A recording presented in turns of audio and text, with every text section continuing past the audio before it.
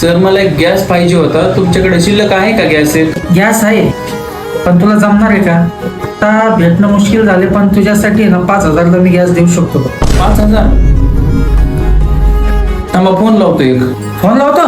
दर लाव फोन, कोणाला लावायचं लाव, बघतो मी. लाव.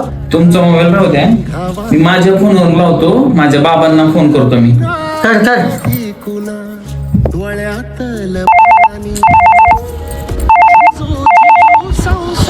बाबा बोल ना बाळा. मी इथे गॅस भरायला आलो होतो, पण ते गॅसवाले बोलतायत 5,000 रुपये लागतील गॅस भरायला. भरू का नको? 5,000चा गॅस? अरे बाळा, नाही परवडणार. कारण की मी सकाळी मार्केटला गेलो होतो कांदा घेऊन, 300 रुपयाचाच कांदा विकला रे बाळा. तू एक काम कर, ये घरी, मी शेतात आलोय आता. नाही परवडणार आपल्याला ते गॅस, नको घेऊ, येतो. बरं बाबा, चालतंय, आलो घरी. माझा बा रात्रंदिवस शेतात राबून काबाड कष्ट करतो आणि चांगला पाऊस झाला तर ते पीक शेतकऱ्यांच्या पदरात, नाही तर ते मातीमोल पोटच्या लेकरांसारखा काळजी घेऊन पिकवलेला शेतीमाल आम्हाला इथल्या व्यवस्थेमुळं मातीमोल किमतीत विकावा लागतो. त्यात आमचा घर खर्च, आमच्या शाळा कॉलेजची लाखोंची फी. कसा जगत असलो माझा बा? काय झालं? काय नाही सर, माझा बा कसा जगत असेल? अरे काय झालं तुझ्या बाळाला? काही नाही सर, 50,000 रुपयाचं सोनं 1.5 लाख रुपये झालं तरी लोक सोनं घेतात.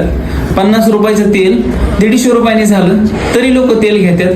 काल 800 रुपयाचा गॅस आज 5,000 रुपयाला झालाय, तरी पण लोक रांगेत उभा राहून गॅस घेतात. रात्रंदिवस कष्ट करून माझ्या बानी सोन्यासारखा पिकवलेला माल आम्हाला या सरकारमुळं आणि इथल्या व्यवस्थेमुळं मातीमोल किमतीत विकावा लागतो.